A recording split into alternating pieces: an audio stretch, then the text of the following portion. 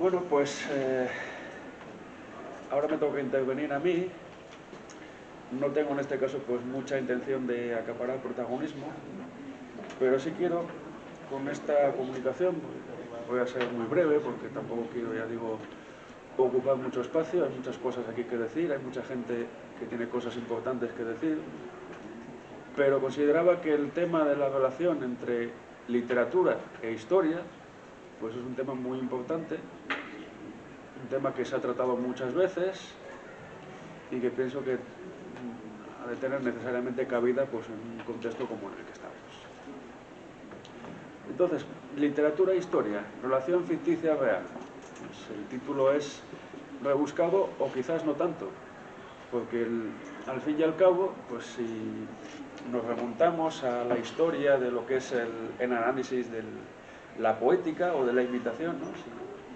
Si llegamos a Aristóteles y leemos el famoso fragmento de la poética 1451b, creo, si lo cito de memoria, ahí donde dice que dice Aristóteles que la diferencia entre la poesía y la historia, o mejor dicho, para ser más fieles a la cita de Aristóteles, la poesía es más filosófica. En otras traducciones más científicas se dice que la historia, puesto que la historia nos habla de lo que ha pasado, de lo que le pasó a Alcibíades, y la poesía nos habla de lo que le pudo pasar, ¿no? Habla de las posibilidades, habla de algo que pudo suceder, no en un mundo posible, ¿no? Como discutíamos antes, sino en este caso en una realidad composible con el mundo en el que vivimos, ¿no? Porque al fin y al cabo el mundo posible es este, no hay otro mundo, ¿no? Abandonando toda esperanza, no hay más mundo que este, no hay más globalización que esta, etcétera, etcétera.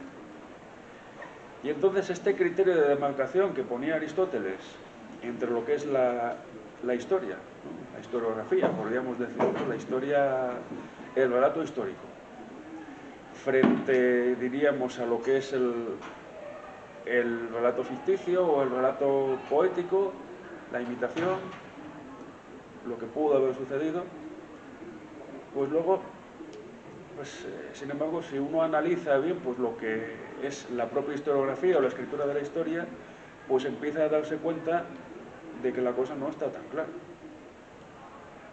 De hecho, pues, por citar a un autor que seguramente, pues, bueno, seguramente no, es pasto de literatos, que es el padre Feijó, curiosamente, fundador del ensayo filosófico en lengua española, como decía Gustavo Bueno, y como lo reivindicó en un artículo suyo del año 1966, bueno, Feijó, que pese a que es ensayista, pues el 90% o la gran mayoría de los que estudian a Feijó son literatos, con lo cual pues ahí el tema de la ficción pues también como caracterización de la literatura pues por lo menos en un sentido académico o gremial pues estaría muy discutido, porque Feijó no escribe ficción, escribió ensayos. Pues bueno, Feijó tiene precisamente un discurso titulado Reflexiones sobre la historia. Es un texto que podríamos decir que tiene dos partes muy diferenciadas, y luego un colofón, una conclusión pues sobre todo lo que ha ido escribiendo. La segunda parte básicamente pues son casos históricos que habla de Enrique VIII, de Carlomagno, en fin, casos que entrarían dentro de lo que es la historia positiva, por así decir, de lo que pasó. Pero Feijó pues tiene también la primera parte del discurso donde habla de los casos de fraudes historiográficos y cita un caso muy curioso que es el de Quinto Curcio Rufo, conocido por su historia de Alejandro Magno y por nada más. Se supone que es un autor de la antigüedad que escribió sobre Alejandro Magno, nos habla de todos los episodios, de su apoteosis en Menfis, de sus conquistas y del final de su vida, nos cuenta toda su trayectoria, pero luego resulta que de Quinto Curcio no se sabe absolutamente nada. Entonces Feijó pues dice, pues claro, han estado investigando y es muy probable que fuera pues algún autor medieval, aunque tampoco lo concreta. De hecho, la crítica no sé si ha llegado más allá en ese aspecto, pero claro, Quinto Curcio es un ejemplo de un autor que habla de Alejandro, pero que luego tampoco es un historiador, digamos, a pie de obra, por así decir. No cita fuentes concretas, aunque parece que lo que cuenta pues es verdad, o tiene un fondo de verdad, claro. ¿Qué es eso del fondo de verdad? Quinto Curcio a lo mejor lo que está haciendo es una especie, pues casi de obra ficticia sobre Alejandro Magno, apoyado pues en algunos artículos no, en otras obras previas que se conocían de Alejandro, ¿no? Sobre Alejandro en este caso. Incluso Feijóo, pues en este discurso, dice una cosa muy curiosa, ¿no? Empieza con la división de los saberes que hace el canciller Bacon, ¿no? Según las facultades de cada uno, ¿no? Pues las matemáticas pues dependen del razonamiento, por así decirlo. La poesía depende de la imaginación. Y la historia depende de la memoria, ¿no? Esto lo decía el canciller Bacon. E incluso antes, Juan Huerta de San Juan, en su examen de ingenios para las ciencias, venía a decir algo parecido, ¿no? Que había que clasificar a la gente según lo que predominase en cada uno, la facultad que predominase. Entonces, pues, el que fuera muy imaginativo, pues a escribir poesía. El que tuviera buena memoria, a escribir historia, y así. Y entonces Feijóo, curiosamente, impugna esto y dice, no, es que para ser historiador no es que haga falta buena memoria. Porque, bueno, tú puedes recopilar muchas cosas, pero es que para ser historiador tienes que escribir historia. Y ojo, escribir bien no lo hace cualquiera. Y dice Feijóo, un buen historiador es algo tan extraño, dice, como un gran poeta. Claro, ¿por qué esta comparativa? Pues porque el hecho de escribir historia, el hacer historia, hacer historiografía, pues también es una forma literaria, es una suerte de género literario. Y de hecho, pues Feijóo termina sus reflexiones sobre la historia diciendo que no necesitamos tantos historiadores, que realmente esa proliferación pues responde a otros motivos, diríamos hoy propagandísticos, ¿no? Por aquello de la famosa memoria histórica que ha salido ahora, a propósito de Pío Baroja, y que entonces historiadores de verdad hay muy pocos. Historiadores buenos, que sepan escribir en la historia y que sean realmente fieles. Otra cuestión, claro, es el problema del historiar, de tratar lo que está hecho, ¿no? Hablar de lo que le pasó a Alcibiades o de lo que le pasó a Alejandro Magno. Supongo que los que están aquí pues verían la famosa película de Oliver Stone, ¿no? Alejandro, que está contada desde la perspectiva pues de los recuerdos de Ptolomeo, que cabalgó con él, y entonces le va contando al escriba para que vaya escribiendo la historia, ¿no? Entonces el hilo conductor de la película es lo que va contándole Ptolomeo al escriba. Y entonces hay un momento en el final, cuando ya muere Alejandro, él le dice, bueno, y murió por unas fiebres. Y entonces le dice al escriba, no, quema el pergamino, eso no es verdad. Dice, en realidad lo matamos entre todos, pero el escriba en vez de quemar el pergamino se lo guarda, ¿no? Y lo esconde. Entonces, ¿qué pasa ahí? Pues que tenemos ahí otra versión de la historia que no es, digamos, la historiografía oficial, la historiografía apologética, las crónicas, que este es otro detalle también, porque a la hora de escribir la historia no es lo mismo escribirla pues con unos años de diferencia que escribirla varios siglos después.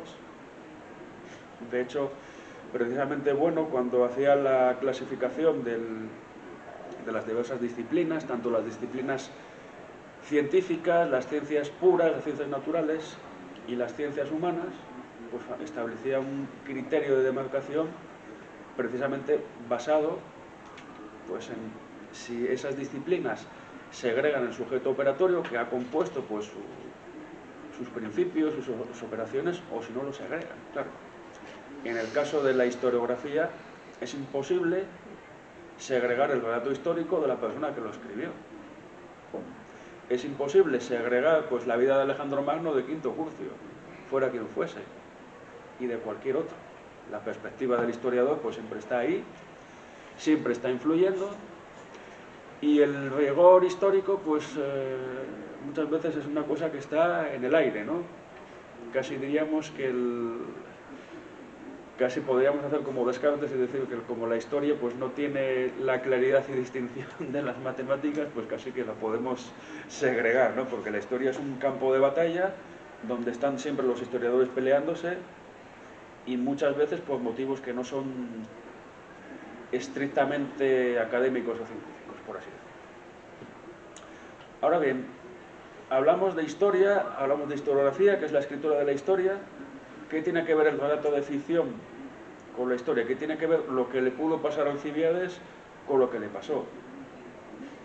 Pues tiene que ver en el sentido de que muchas veces las fuentes que utilizamos para un periodo histórico pues no fueron pensadas como crónicas o como relatos para la posteridad, sino que son relatos que entrarían dentro de la ficción, ¿no? Es el caso pues de todos estos personajes históricos que luego no se les tienen como tales. Ejemplo palmario, Jesucristo. ¿Fue Jesucristo un personaje histórico? A Jesucristo lo conocemos por la Biblia, ¿no? Por los evangelios. Sin los evangelios, pues de Jesucristo casi no nos quedaría nada, ¿no? Dicen que fue una especie de revolucionario, que efectivamente fue ajusticiado. De hecho, pues Flavio Josefo en la historia de los judíos creo que lo cita.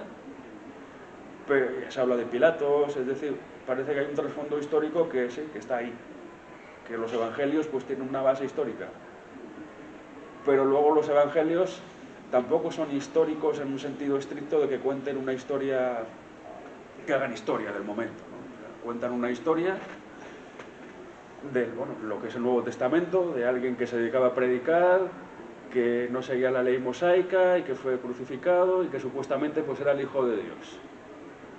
Claro, ahí ¿qué pasa? Eso no es historia, no tiene nada que ver con la historia, tiene un trasfondo. Lo que pasa pues que está escrito, digamos, con otra perspectiva, digamos, no se pretende hacer historia con la Biblia, sino que se pretende contar ni más ni menos que la palabra sagrada, ¿no?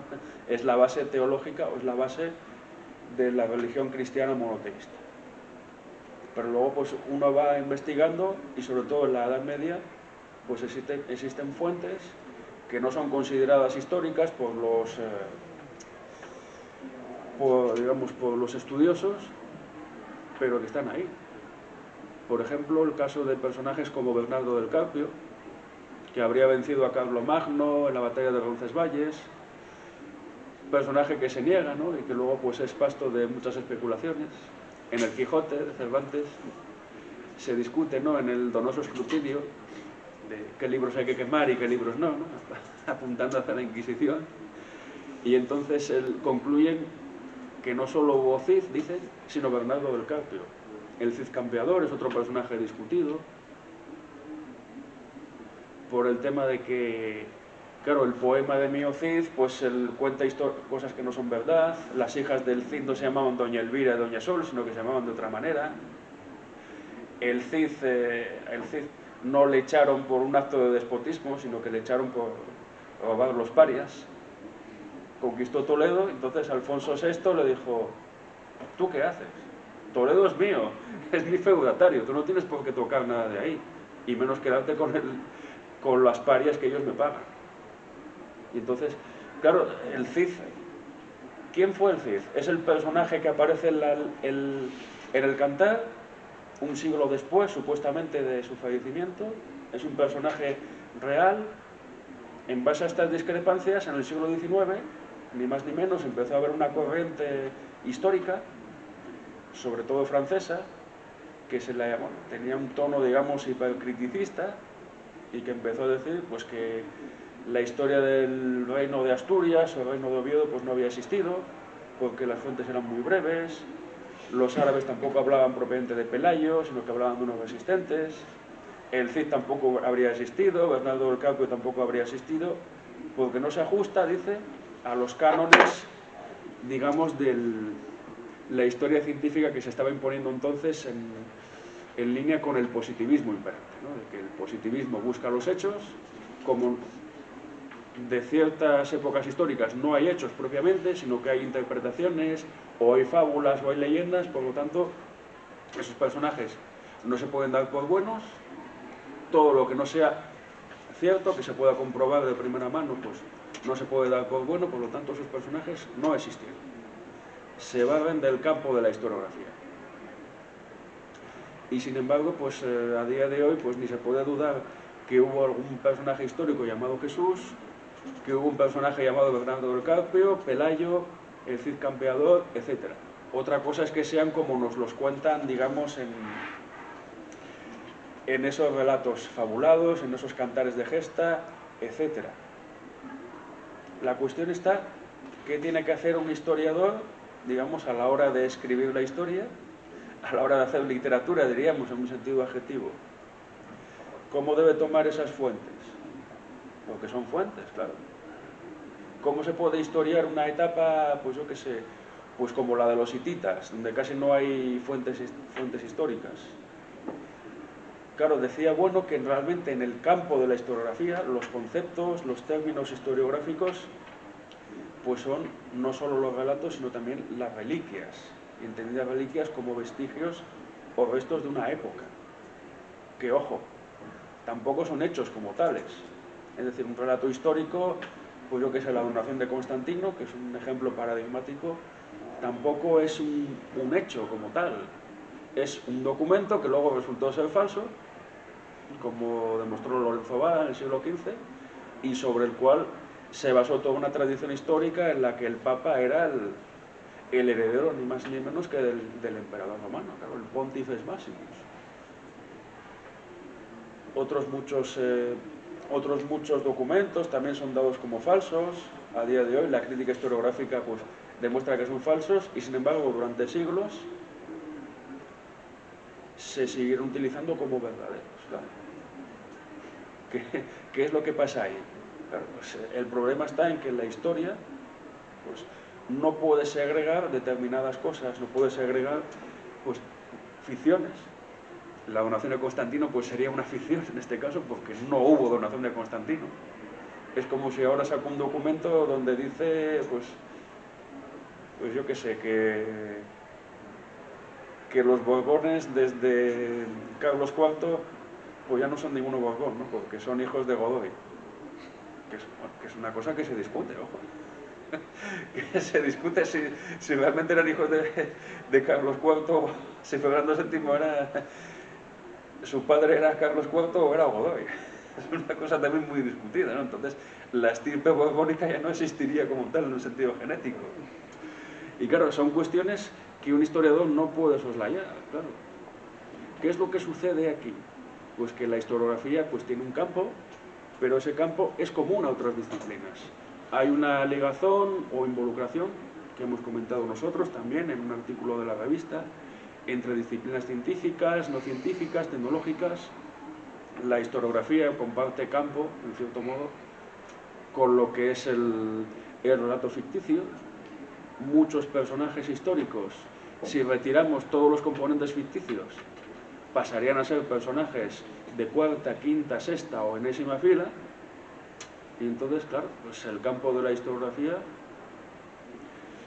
el relato histórico, tiene que engarzar de alguna manera con relatos que son ficticios, pero que también aportan al historiador, ¿no? De hecho, pues para finalizar, y hablando pues de otra arte poética como es el cine, yo me acuerdo cuando Bueno habló de Jurassic Park, dice que la había visto, y lejos de considerarla cine sin valor estético, dijo, no, tiene mucho valor.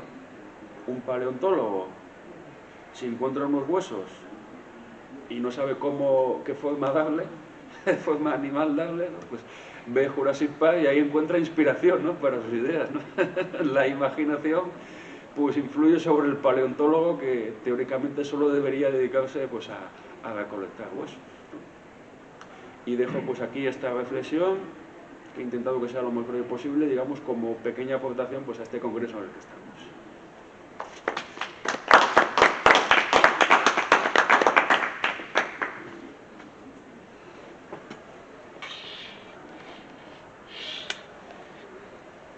cosas. Sobre Quinto Curcio Rufo, hay desde hace algunos años ya un consenso.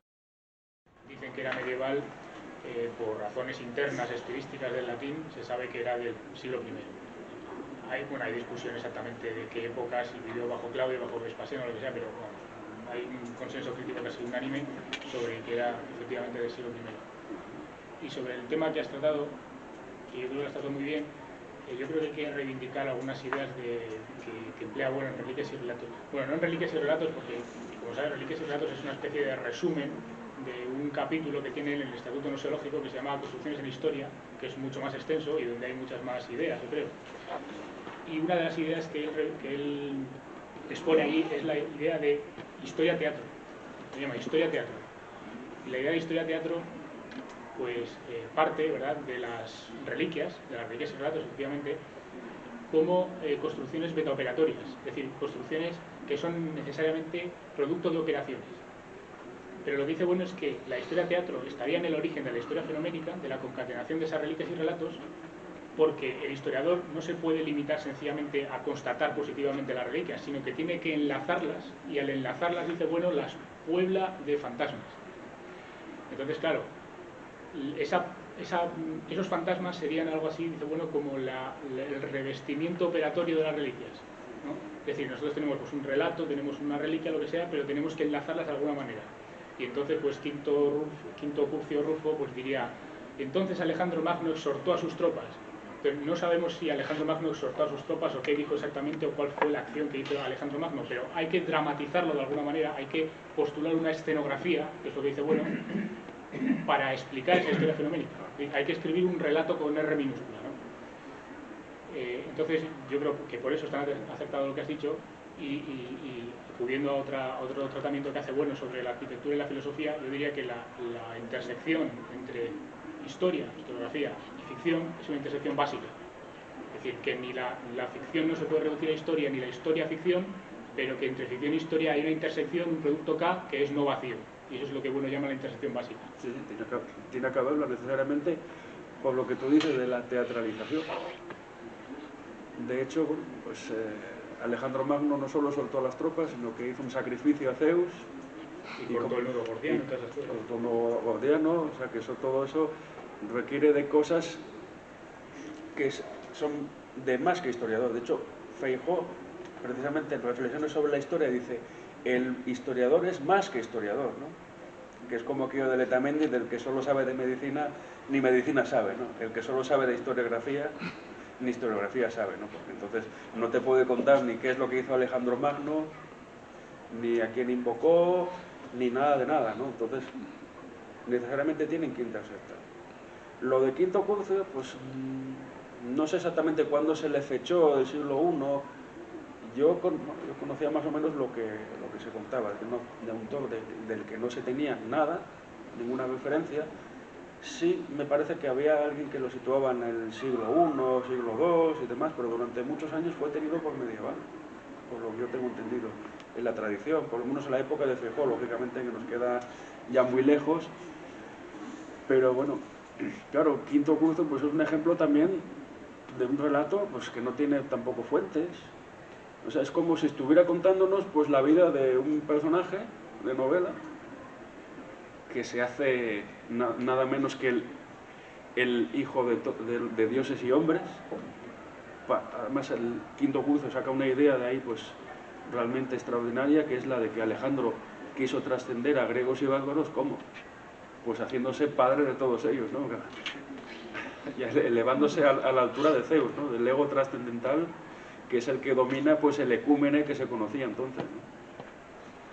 Siempre dejando al margen que Alejandro pues había intentado dar la vuelta al mundo, aunque pues aquello lógicamente fracasó. Pero sí, pues efectivamente entre ficción e historia pues tiene que haber algún tipo de intersección siempre. Un ejemplo que sí que se inclina mucho más, parece ser a la ficción, es la enciclopedia de Jenofonte. Aquello ya sí que es un tema. Claro, bueno, Jenofonte pues es un autor también un poco miscelánico, ¿no? Sí. Habla de la Anábasis también, Sí, claro, lo de Jenofonte pues en el fondo pues es casi un precedente de lo de Plutarco, ¿no? Un poco. Son autores que no tienen tampoco canon propiamente, simplemente pues se dedican a recolectar pues saberes y cosas de su época. Esto es de toda la historiografía, o sea, como estamos poniendo ejemplos antiguos, parece que nos estamos refiriendo solamente a figuras históricas como Alejandro, que pues no se sabe demasiado de ellas, pero o sea, lo de la historia teatro es extensible a todas las figuras históricas, también que están muy bien documentadas. Yo que sé, pues lo que hizo Hitler o lo que hizo Stalin o lo que sea en el siglo pasado, también requiere una dramatización, también requiere una historia teatro para reconstruir la historia del siglo XX. De hecho, claro, aquí tenemos el cine. Claro, el cine, sí. Yo me acuerdo de una película soviética que representaba la toma de Berlín. Y entonces resulta que llegan ahí todos los soldados a un aeropuerto y llega un avión, aterriza y sale un actor con una máscara de Stalin. Y les cuenta, les hace un discurso breve y dice: camaradas, hemos vencido el fascismo, enhorabuena. Y se vuelve a subir en el avión y se marcha otra vez. Aquí yo parecía como el Deus ex machina de las tragedias griegas. Y estamos hablando, pues claro, del año 1900, bueno, la película debe ser de los años 50, más o menos. Bueno, la Oda a Stalin, de Neruda, los himnos de la época de la RDA, ¿no? Stalin, amigo, camarada, esas cosas, pues claro, eso está todo, hasta lo más contemporáneo de lo que tenemos todas las fuentes, está rodeado pues de todas estas consideraciones. Y bueno, ya lo de tener un busto de Lenin, que es algo ya poco más o menos que digno de quemarte en la hoguera, pues hombre, Gustavo Bueno tenía un busto de Lenin y también tenía un retrato de Stalin, y no pasa nada. Es que no. ¿Qué problema hay con eso? Por traer otro ejemplo así reciente, bueno, Juan Fuster, en cuanto a la intersección entre la historia y la literatura, podríamos preguntarnos, por ejemplo, John Fuster, cuando escribe historia, desde su punto de vista, está escribiendo literatura e historia. Lo digo por lo siguiente, porque, bueno, enlazando un par de ideas, ¿no? Los nacionalismos periféricos necesitan la memoria histórica, por un lado. Por el otro lado, John Fuster reconoce que los países catalanes no existen en la historia, que hay que buscarlos en otro sitio y básicamente pues, los remite a la voluntad política, ¿no? Una voluntad política, un proyecto nacional, EMIC, que se cae en la transición, ¿no? Cuando se cae las promesas de la autodeterminación, que digamos la EMIC, otra vez las izquierdas, ¿no? Entonces, pues me pregunto un poco por esa relación entre que está escribiendo cuando se supone que está escribiendo historia, cuando más adelante él reconoce que los países catalanes no existen en la historia, no se dan, pero sin embargo la batalla está ahí y muchas veces no se tiene en cuenta estas declaraciones explícitas de John Fuster o de Juan Fuster y hay debates historiográficos sobre la existencia o no de los países catalanes, la existencia o no de España, etc. Yo creo que ahí habría que el Cid era catalán, que Colón era catalán, que Cervantes era catalán. Ahora todos somos catalanes o gays. También gays, también el Greco era gay, todos eran gays. Bueno. El conde de Villamediana, ese sí lo era. Pues entonces, claro, en todas estas cuestiones de la manipulación histórica, que salen luego los historiadores a decir, no, es que el País Vasco no tiene justificación histórica, pues sí, bueno, como no tiene base histórica, suelen decir. Pero claro, es que esto da igual. Porque la cuestión es que si luego pues, el País Vasco o Cataluña o quien sea se vuelven independientes, pues claro, la cosa ya empezará a tomar un cariz distinto. No es que el otro fuera falso, ¿no? Es que estaban esperando el momento para que aquello fuera verdad. Ellos decían, algún día será. Y entonces ellos adaptaban la historia a su manera, ¿no? Y entonces cuando suceda dirán, pues bueno, ya somos. Y ya podemos empezar a hablar de historia de Cataluña o historia del País Vasco, lo que sea, y estos eran los precedentes que fueron los que lucharon para que aquello fuera posible, ¿no? Dieron la batalla por las ideas, ¿no? Pero de momento, pues sí, es todo pura manipulación, ¿no? Son especulaciones sostenidas por cuantiosos fondos, pero que no van más allá. Bueno, pueden ir más allá, ¿no? Que si eso va adquiriendo, como parece que va adquiriendo, una cierta masa crítica. Son verdades pragmáticas, que digo. Sí, son verdades. Bueno, será verdad pragmática cuando se dé.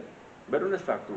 No, cuando Cataluña sea independiente. Los fines pragmáticos están. Bueno, ya, y es pragmático el hecho que buscan la independencia, ¿no? A base del lavado de cerebro, manipulación histórica y de inundarlo todo, pues hasta que una mentira repetida 1 millón de veces, pues se abre. y esa es la verdad de la historia, yo creo. O sea, verdades en sentido lógico material no hay en la historia, pero sí que hay verdades de este tipo, verdades consenso, verdades pragmáticas. Sí. Sí, sí. Hola, buenos días. No siento haber llegado tarde, sino que obligatoriamente he llegado cuando he llegado al tren. Mira, de lo que has dicho, es que he oído a alguien que hablaba de Baroja, ¿no? Sí. Pues el sobrino, el único sobrino que tuvieron los Baroja, que era Julio Caro Baroja, tiene un libro que se llama Las falsificaciones de la historia, Sí. que es interesantísimo. Es bueno, Es interesantísimo. Y él era muy irónico con el nacionalismo, porque él estaba en Vera de Vidasoa allí, que no, aquí para arreglar todo esto hay que mandar aquí al País Vasco una cantidad de psiquiatras metidos en trenes, dice, pero vamos, a montones, dice, y si no, él bromeaba con esto, ¿no? Ahora, también de lo que habéis dicho anteriormente entre relato e historia, pues luego está un terreno intermedio, que es el relato de no ficción que creó Truman Capote, y ese sí que se tiró 6 años investigando, pero de verdad, las cosas, ¿verdad?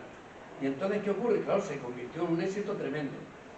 Y a Truman Capote le tienen mucha envidia a los historiadores, y a otros que son como Truman Capote. ¿Por qué? Y no saben por qué.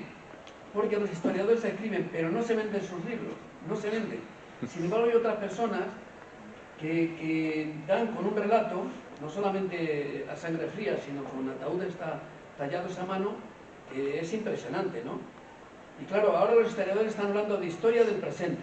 Sí, pero defíneme también ese término, porque son unos términos que, bueno, y siguen sin tener éxito. Y es que no se dan cuenta de que el periodista o el que cree algo está tratando fundamentalmente con fuentes vivas. Y muchísimos historiadores están tratando con fuentes muertas. Y claro, eso es una contradicción tremenda, porque ¿qué es más fácil, las fuentes muertas o las fuentes vivas? Pues son muchísimo peores las fuentes vivas. Mucho peores. Porque te pueden mentir 20 veces y te dan un trabajo que a ver si lo verifico, que a ver si tal. Pero al final, pues la gente lo aprecia, ¿no? Y ha habido en España, del año 1975 al 2000, más de 100 libros de periodismo de investigación, que eso no lo van a escribir los historiadores por más que quieran. ¿Por qué? Porque están tratando con acontecimientos que ellos han tenido no que fabricar, sino que luchar para esa verdad, ¿no? A ver, en unos casos una verdad técnica, que diría también bueno, ¿no? Cuando se refiere a las verdades de la televisión, es decir, pues muy bien, quitas el ruido sintáctico, el semántico y el pragmático y te haces una cosa. Pero claro, los historiadores es que yo les noto bastante perdidos en este caso, ¿no? Y por volver a Truman Capote, habéis hablado de los gays, ¿no? Yo creo que nadie ha hecho más por los gays que Truman Capote, nadie. Por más que me lo digan, lo discuto con cualquiera. Y si no se lo han reconocido. Es que Truman Capote hace 30 y tantos años hizo 4 afirmaciones.